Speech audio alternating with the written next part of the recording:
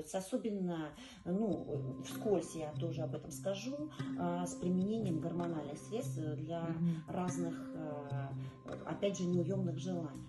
Там, где происходит гормональный перебор, происходит обязательно проблема и с психическими, да, отклонениями. И все это на фоне безнравственности, на фоне вот этой псевдосвободы, на фоне вот этой, как бы сказать, прославления